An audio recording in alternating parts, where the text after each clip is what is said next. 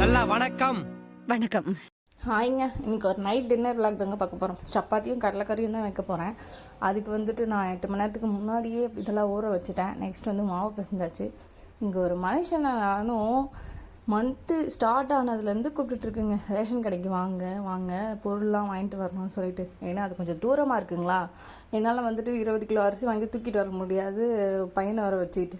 வாங்கன்னு கூப்பிட்டா இந்த படத்தெல்லாம் வரும் பார்த்தீங்களா, இன்று போய் நாளைவா இன்று போய் நாளைவான்ற மாதிரி. இல்லை இன்றைக்கி இல்லை நாளைக்கு போகலாம், இன்றைக்கி இல்லை நாளைக்கு போகலான்னு சொல்லிகிட்டு இருக்காருங்க. இவங்களுக்கு ரேஷன் கார்டில் மட்டும் குடும்ப தலைவர்னு பேர் இருக்கணும்னு கேட்குறாங்க, ஆனால் ரேஷன் கடைக்கு மட்டும் வர மாட்டேங்கிறாங்க. அது ஏன்டாங்க புரியல. எங்கள் வீட்டில் மட்டும்தான் இப்படியா, இல்லை உங்கள் வீட்லேயும் இப்படி தான் நடக்குதா அப்படின்னு சொல்லிட்டு சொல்லுங்கள். நெக்ஸ்ட் வந்துட்டு நான் கிரேவிக்காக எல்லாம் ரெடி பண்ணிட்டேங்க.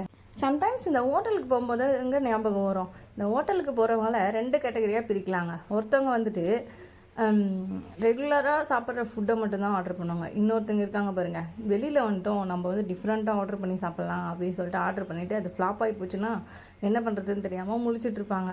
இதில் நான் வந்துட்டு ஃபஸ்ட்டு கேட்டகரிங்க. நான் எப்போவுமே ரெகுலராக சாப்பிட்ற ஃபுட்டு மட்டும்தான் ஆர்டர் பண்ணுவேன். போன உடனே மசால் தோசை தான் என்னோடய ஃபேவரெட்டு, அதை ஆர்டர் பண்ணுவேன். பட் வெஜ் மீல் நான்வெஜ் மீலாக இருந்தால், வெஜ்ஜாக இருந்தால் மினி மீல்ஸு, நான்வெஜ்ஜாக இருந்தால் நம்ம ஃபேவரெட் பிரியாணி தாங்க.